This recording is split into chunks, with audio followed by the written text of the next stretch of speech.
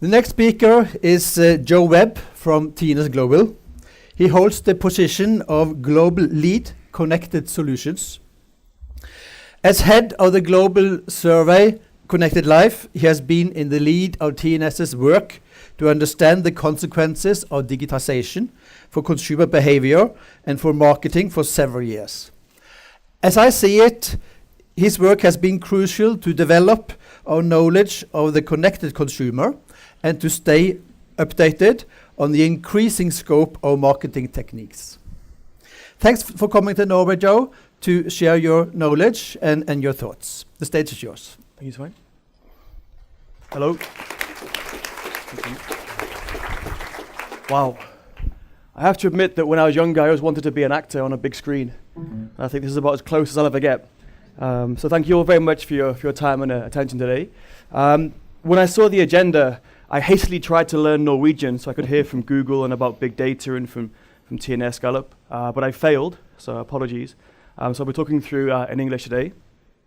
The subject of my presentation is de-averaging the connected consumer.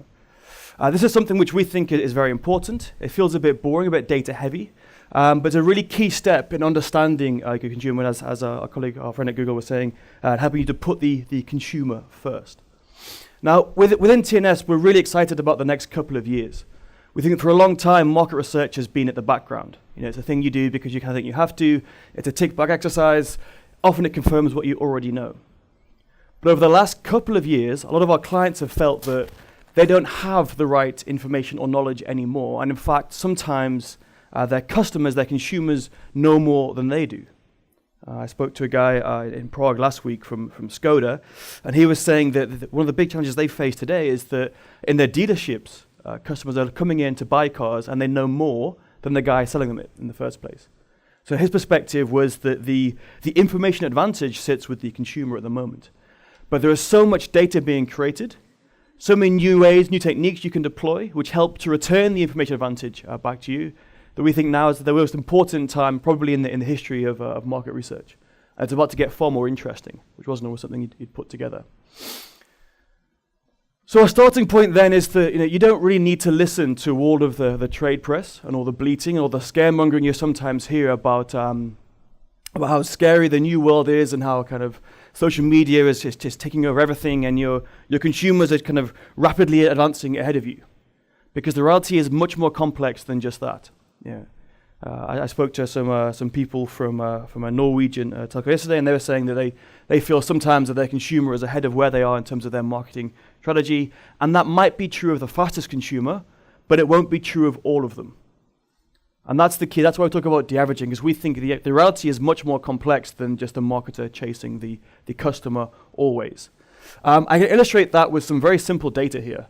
This is the activity footprint of younger and older people who are connected to digital globally. And as you can see, as you might expect, with no surprises here, they have very, very different activity footprints. So if you're younger, you spike towards social, video, gaming, music as well. And if you're older, you're not disconnected, you're not doing nothing, but you have different spikes. You're less interested in sharing, you're less interested in content, but there's information sources there that you want to keep on top of. So news is important, email might be your preferred communication approach. So what we're saying here is the reality is not that you have to be as quick and as agile and as engaged as the younger user, or kind of as different and perhaps slower as the older user. You have to go after both groups if you're mass market. Especially if you bear in mind income levels and spend levels. Now, again, if you are a very kind of advanced marketer and you're only going after young people, let's say that you run a kind of a flight, an airline company, and that you market to them, but because you're an airline, you're not a youth market targeted brand, you're a mass market brand. So you want to go after both. As you can see, when you look at the share of time in terms of devices versus traditional media, the young user spends 79% of most of their kind of media time online, but only 26% could be considered higher income. The older users, very traditional, but they spend more money. So again, here upon this point, should we try to be as rapid and as advanced as our most advanced consumer, or should we go after all groups? Let's say you do go after those younger users, you only want to go after those people, no one else. Even then, there's a huge amount of diversity beneath that headline of they're millennials, they're digital natives, they're different, they're rapidly advancing. The pace of change is very, very rapid, and that itself is a challenge. But we would postulate that the bigger challenge is that people move at different paces. So this is Norway data now. This is just amongst 16 to 24-year-olds within Norway, and the average amount of time they spend per day on their devices, based on our survey, is 3 hours. And the craziest people within our data set, they're the most connected 1%, so 1 in 100 of this group, they spend 14 hours per day on their device. So if you have 8 hours of sleep and 14 hours on your device, that's pretty much you done. You can't even poop, you're just too connected. But then consider as well that there's still within the least connected 10% spend 1 hour. So 10% is a sizable market share. If you had 10% more than your nearest competitor, you'd be very happy with your market position. And yet 10% only spend 1 hour per day. So again, do you go after the 1%? Do you have to be that advanced? Do you have to go to 10%? Obviously, the reality is more complex. You have to be integrated. And that's why within TNS we talk about integrated marketing so much, possibly too much. It's because we're trying to grapple with the challenge of how do you put together a marketing plan or a business strategy or a sales plan which hits all this group all at once. We also think it's slightly distracting as well to always be thinking of yourself as behind the curve, to always be thinking that you have to catch up. And that is not your only challenge, and there are smarter things you can do. So we've thought about the ways in which we've helped our clients over many years, and we wanted to share with you quite briefly some new approaches.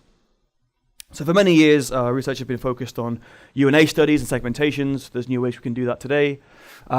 We've helped clients build together media plans and target consumer profiles. There's new ways we can do that. And then finally, we'll talk about some touchpoint priorities and new ways to think about moments as well. So we'll go through these 4 briefly today. So first of all, new ways to segment. Now, the traditional segmentation approach is to think about how much a consumer will spend in a given category and also their life stage. And there's some variation there, but for most categories, for most brands, that's how they approach. And often that bears no correlation to their digital behavior and their online habits. It doesn't help them to de-average, if you like. So what we have is this new segmentation approach. It's based purely on digital behaviors and attitudes. The y-axis, if you don't know y and x, then you can always say that y goes to the sky, so it's the vertical axis. That is called digital influence. Which for us is a mixture of ingredients around time online and whether you use online touchpoints in the path to purchase more heavily than others. Now, it's really important to remember that this is a relative scale. So we're not saying people at the top only do online research and people at the bottom do none. We're just saying that people further up do more than their counterparts who do less. So that's influence. The second axis here, the x-axis, is social engagement. And again, that's a function of how much time people spend on social, but also whether they feel it's really important in their lives. Whether it's just a tool that helps them to communicate, or whether it's more than that. They can build kind of a persona which is kind of manicured, and they only post certain photos with lots of touching up and things, so it looks better than they do in real life. And again, those people who are really engaged in social sit further towards this hand side, and those people less sit over here. Now, you can chart the whole world on this map if you want to make things really, really simple. We get really emerging markets in Africa and India in this bottom left quadrant, and they're there because they're so restricted in terms of access and income, they can't afford to be elsewhere. When incomes increase, you get somewhere like Thailand or Latin America. China will sit over here. So they maybe have a GDP of around, per capita, around $10,000 per annum, compared to say 2 or 3, and that moves them over here because suddenly they can do more, they can afford a mobile, they can afford the data, and kind of usage explodes, but they're still very heavily focused on social. And towards the top of there, you get kind of developed Asian markets, so Hong Kong, Singapore, Korea, very connected but very engaged in technology as well. They sit kind of top right. And then top left, you get Western Europe. So the UK, US, further top left. Norway is a bit further towards the right, but still very, very much towards the top. But that's partly because within Norway, we have very, very high internet penetration, one of the highest in the world in this market. And so if you put them as a dot on this map, you put them up there, but you're hiding a huge amount of diversity within that. 6 million people, all living very different lives, all using technology in very different ways. So what we do instead is we redraw these 2 axes, we draw them right in the middle of the Norway dot, and we get 4 segments which pop out like this. So some people, we call them functionals, they're the kind of the latest adopters. They're not there because they're kind of too poor and they can't afford to be elsewhere, they're there because they want to be. They're very comfortable, very happy with existing patterns of behavior. They like reading newspapers, they like listening to radio. They've been doing that for a number of years, and they're still there. But you also, the second largest segment is the leaders. They're the earliest adopters. They're people who are really heavily connected, and lots of devices spend lots of time on them. And they get two polar opposites here. Those people are really into social, and they're normally a bit younger. They're less interested in everything else. You know, the web is just about social for them. They're called connectors. And then further we get the observers, who are top left. And they're those people who read quite a lot online, but they don't share as much. So some generational differences sit within this map as well. And what we do is, at the moment, we overlay this against executive segmentation to understand, okay, so your high-value target, they're more likely to be leaders, therefore your most advanced marketing must be deployed against this group because that's where they sit on this map. So obvious point then, they sit in different places. If you look at time spent versus traditional media and devices, functional split, by the time you get to leaders, they're much more active online than off. So different places to find them. Helps you segment in terms of where they are rather than just who they are. Okay. And lastly, we also did some qual work last year. We had kind of an online forum where we pulled in different leaders from around the world, from Mexico, Brazil, China, and places. And we asked them. We found the leaders were the most likely to use ad blocking software. So we said, if this is the kind of the barrier you're kind of throwing up there for marketers, how do you want to be marketed to? How do you want to hear about products? And they all said content, basically. They said, don't ask for our time. Prove you're worth it by providing good content. It's a storyline you've probably heard before, but this quote was quite interesting. This guy in Mexico was talking about the value of brands that he sees on Snapchat. Now, the earliest brands to get onto new platforms such as Snapchat are normally the early adopters, the most advanced and the most innovative. But he talked in very kind of in consumer language. What he was basically saying was that he really appreciated that on Snapchat, this brand was taking the approach of having a longer story arc. You know, it wasn't 15 seconds from start to finish. It was a whole story. They were unfolding week by week. And that's what impressed him about that brand, and that was how he felt the brand should be communicating with him. So yes, for the most advanced consumers, you do need to be quite advanced. Think about the latest methods, but there's also functionals, observers, and connectors as well. Okay, so new ways to segment. Let's move on to new ways to target now. So is anyone here using programmatic? You don't have to say anything. Thank you. How are you doing? Good to see you again. So we've heard quite a lot of programmatic over the last few years. It's one of the fastest growing channels of investment for many of our clients in terms of media. And like the Gartner hype cycle, you get over that thing where you go, wow, programmatic, we can target based on behaviors, it's much more efficient, it's fantastic. And then you suddenly realize it can't do everything, and your expectations dip a little bit into a trough. And we think there's some good reasons for that. You know, I think sometimes we forget that when we learn a new technique, it's just a tool. You know, programmatic is not a strategy, it's not a plan. It's just a tool that you can deploy to better connect with your consumers. But there are a couple of problems with it which we need to take into account. One of those is it's often too late. You have this major focus on, especially with digital advertising effectiveness, what would have been called a few years ago at the bottom of the funnel. You know, you're talking to people who are close to the point of purchase. You're trying to get them over the line. And the reality is that what we found in our own data, many people make their decision far before that point. So in our data last year in Connected Life, across 7 key categories, we asked people when they finished their shopping journey, if they bought the product they were expecting to buy, the same brand, whether they bought a different brand to what they expected, or whether they didn't expect anything, they had no brand in mind at all. And 51%, just over half of those people, told us that they bought the exact same brand they thought they were going to buy. Because for many consumers, routine is king, and they will buy the same products. It's much harder to force them to do something differently than it is to convert those same people. So if you're only focusing on the bottom of the funnel, if the rise of new techniques and new approaches has made you very focused on activation, not just on brand building, then you may be falling foul of this 51% of people. So that's challenge number one. Challenge number two is, of course, this is a marketplace. And often with programmatic, you end up competing for the same spaces, and it pushes up the price, and it makes that inventory very, very expensive. So what we've been pondering within TNS is what if we could improve these things, and rather than just target people based on behaviors and the fact they're close to the end of the funnel, what if we could go back to those people who are really open to the brand anyway and just focus on them? What if we could target mindsets rather than just behaviors? And that is ultimately what we did. Obviously, a core component of any market research company is brand tracking. Brand tracking has always paid the rent for any research company for as long as I can remember. It's changing quite rapidly, but that's still true. But it means we have an equity model, which has been tried and tested and validated for many years. It's very complex. But ignoring all that complexity, let's just imagine that it lets you identify people who like your brand more than others. Those who are most open, most interested in your brand compared to other people who might be less interested. So we did that using conversion model for a hotel company in the US. And then we went to our colleagues within WPP. They have a couple of programmatic companies. There's Axis, there's KPM, and they hold these big data warehouses which let you look at certain groups, look at their cookie behavior, and then plan against those cookies, or plan against their actual online behaviors. So we went to them with this profile of these people who are really open to this hotel brand, and we said, can you give us their cookie profile? And they did do, and that then enabled us, based on lookalike modeling, to plan against that particular profile.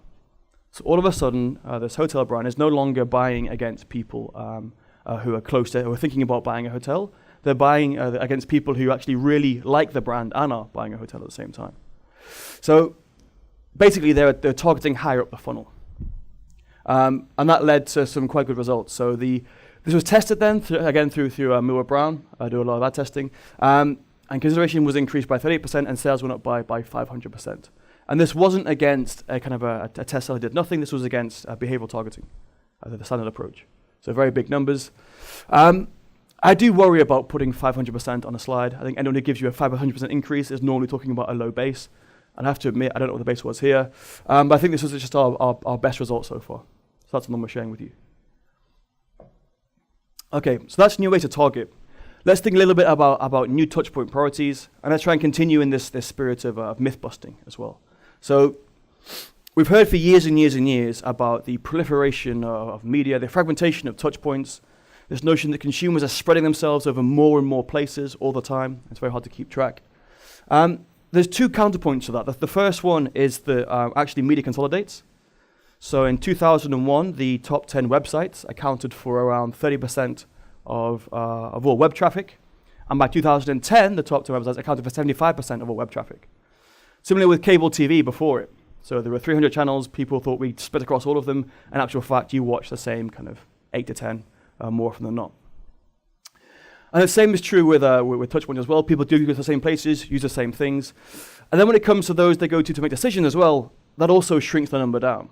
So this comes from a case study. This was in Germany rather than US, and it was a coffee brand, hence the use of the coffee gastronomy. This particular brand had it bad. They were using 43 different touch points to try and sell their products. 43. And the challenge with using so many touch points is that you dilute your effectiveness after each one. You can't focus too well. You can't prioritize. You can't get each one right because you're trying to do so much across so many. So we run a study for them called Connect. It basically looks at the level of the influence of different touch points in driving different decisions. So we can look at the influence of touch points on equity, but in this case it's on sales. And as you can see, the top 10 touch points account for 81% of the influence in terms of driving sales.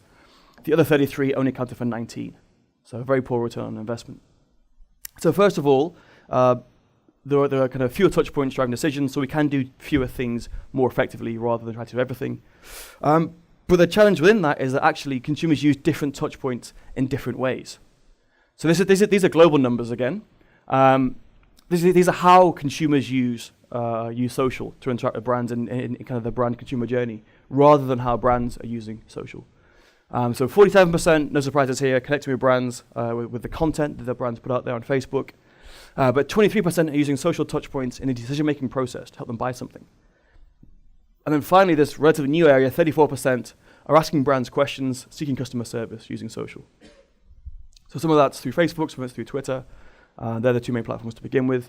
The challenge here is that most of our focus as brands is over here. We're obsessed with content. Look at my content, look at my content, look at my content. Talk to me, be my friend. And the challenge there is if you push out content on social, they're going to come back and say, okay, well, that's great, but what about my service request?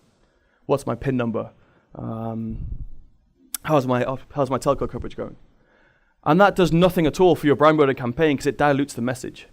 You're losing saliency when people respond to content by asking those questions. So the challenge might not be spreading yourself across all these touch points, but it might instead be selecting the few that really work and optimize them against different consumer needs. And it's about thinking about the consumer first, not just saying, okay, we can use social for brand build, so that's all we're going to do, but optimize against what they want you to do as well. Conversion can happen anywhere. This has been going for a number of years. It used to be that people thought that e-commerce was just for the desktop, mobile was for communicating, one thing else, but increasingly people are doing more and more e-commerce on the mobile, and that's driving this notion that e-commerce can happen anywhere, and you can always make it as easy as possible for people to buy. So some advertisers like Mondelez trialing this, they put click to buy on all their online ads just because they can. And then finally, this last point about social service. The challenge we face is sometimes we don't know if a new trend is actually impactful or not. What we've found so far is that most people are still using quite traditional, or at least traditional digital ways of getting in touch with kind of their banks in this case, or with their airlines, or with their telcos. What we've found so far is that for those people who do use social service, they really expect a response to the extent that it really impacts the relationship. So the satisfaction score isn't based on the actual contact. It's not just are you satisfied with how they responded. It's with the bank overall. As you can see, 80% satisfaction amongst those who received a response, and a big impact on the overall relationship, 53 amongst those who didn't receive a response. So what this tells us as researchers is that at the moment, it's very impactful amongst a low base, and as the behavior grows, it'll get even more impactful overall. Okay, so hopefully that's helped you thinking through a few new touchpoint priorities. And lastly, so how am I doing on time? Yeah? I think 5 minutes? Okay, good.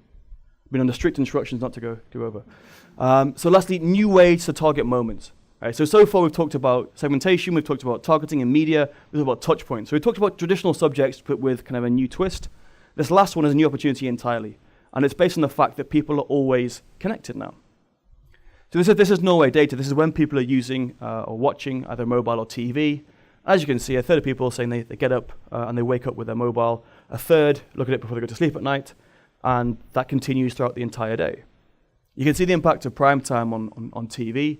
It kind of peaks towards the late evening. But mobile's different. It's constant. So it's changing the way we consume media. It's not just about that big prime time slot. It's also about snacking throughout the day. What this basically means for brand owners, generally speaking, is you can be far more selective about when you communicate. Not everyone's now having to fight for the late evening slot because they're always connected. What isn't constant, unlike consumer connectivity, is brand equity. So again, we've been piloting some work. We put diaries on people's phones. We ask them how they feel about brands rather than just kind of month by month or quarter by quarter. We ask them throughout the day how they felt about brands. This is live data from Starbucks in the UK. We asked them how they felt about Starbucks. And as you might expect, I mean, who wants a coffee right now? Probably me, to be honest, because it's early morning. It's when you think about coffee. By midday, you're having lunch, and afterwards you might need some caffeine, but then by the end of the evening, you're thinking about, hopefully by this point, you're thinking about beer and wine and something more fun rather than just caffeine. So for Starbucks then, when do you want to communicate with people? Quite obviously, you don't care about prime time, you want to dominate in the mornings, and that's what they do. So they've won awards for their e-commerce app, which really just makes it really, really easy for people to buy coffee. You can order it in advance, you can pay for it on your app, adds points to your loyalty cards, and the coffee's there when you arrive in the cafe. They've done some fun things as well. So they had this alarm clock that they launched in the US and then China last year. And the alarm clock woke you up in the morning, and you couldn't press snooze. If you pressed snooze, you lost. And then a timer started. You had 1 hour to get to a Starbucks. And if you did it, so no snoozing, get to Starbucks within 1 hour of your alarm going off, they gave you a discount on your coffee. It was a bit of fun. It wasn't kind of a serious sales driver. It was brand building, really. But it's an example of Starbucks trying to dominate in the mornings when they have so much competition from other coffee houses. Okay. So the thing about key messages, normally meant to have 3 key messages at the end of a conference piece, so I've got 4, apologies. But quite simply, in order, we think the first step is to de-average your consumer. Don't consider them as kind of fast or slow or one thing and not another. Think integrated. Understand their mindset, because that can help you target far more effectively. Identify the right touch points. It doesn't mean do everything, but do the things you do really well. And finally, align them against key brand moments. And lastly, because we're in a cinema, I've got a short video to give you an example of what this looks like when one brand does it all at once.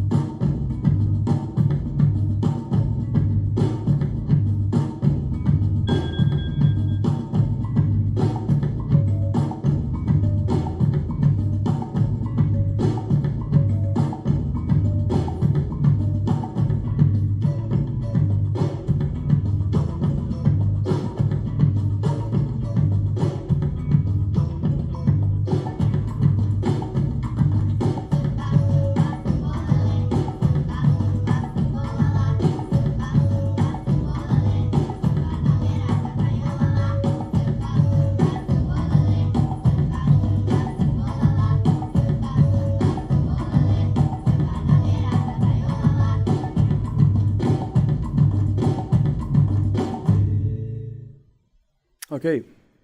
So bring it together then.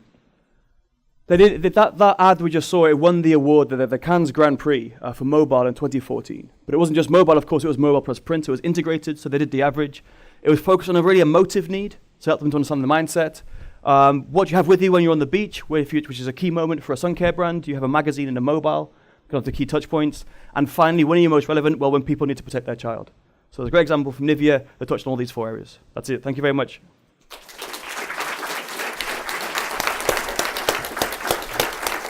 Thanks, Joe, for sharing your thoughts on how to make marketing more effective. Does anyone have a question for Joe? Yes, a question.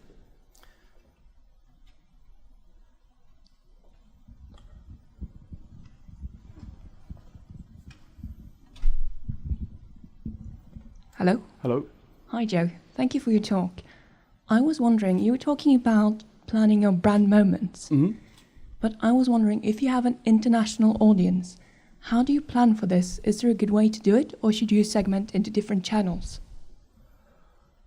Well, I think the challenge might not be if your audience is international, it's whether your brand has key moments or not. So if your brand is high frequency, if it's consumer focused, you'll always have certain moments throughout the day when you're more important and certain moments when you're less important.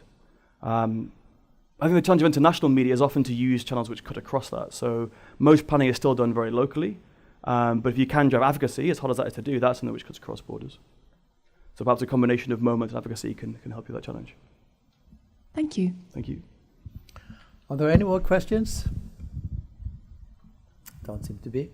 Well, I have a question for you. As I understand it, you argue that the data-driven marketing has been too much focusing on direct sales and too little focused on brand building. And from my discussions with our clients, I think that very many will share your point of view. But I wonder, is it so that marketing measures has to be either brand building or sales directed, or can you make marketing measures that combine those two effects? Yeah, that's a great question, and it's a big challenge. It's easy to sit here and say, oh, this is the problem, or this is the problem, or brands are too focused on brand building or too focused on activation. And the reality is much more nuanced than that across many categories. I think that the thesis we had here was that at the moment, the focus is too much on the tool, and the tool lets you to buy space people are about to buy. In actual fact, you can influence them far early in the process. So in this example, yeah, we think people are too focused on activation rather than building. But when we talked about touchpoint priorities and optimizing for different needs, we talked about using one touchpoint to do both. And there are good examples of this. So we talked briefly about Mondelez and their kind of click to buy. They have ads which are brand building, but you can still buy them, so they're activation and building at the same time. And if you look at, say, Apple, if you go into an Apple store, that store is there so you can buy products, but the whole experience is very heavily branded. So I think absolutely you can do both, and there are good examples out there. That seems to me to be the most effective way to do marketing. Just both sell and build brands. Another question concerning the brand moments. You mentioned when answering the first question that some brands are more directed towards moments than others. Could you mention what kind of categories you find brands that are more directed towards brand moments? Yeah. Well, I think all brands have moments. Moments when they're more important. The point of, I think the Google moments of truth, the 0 moment of truth when you start thinking about a product, that would be a brand moment. Forgive me if I get this wrong. I think I got it. First moment is when you purchase it, and that's the one you have to win in as well. And second moment is when you use it. So those 3 moments I think define the key moments for any brand. They just happen more or less regularly. So if you're FMCG, you're high frequency, you get more opportunities because there are more moments in which you're highly relevant. Like with Starbucks, it's a daily level of relevancy that peaks. It's harder if you're a long frequency, if you're kind of auto, if you're telco, if you're financial services, for example.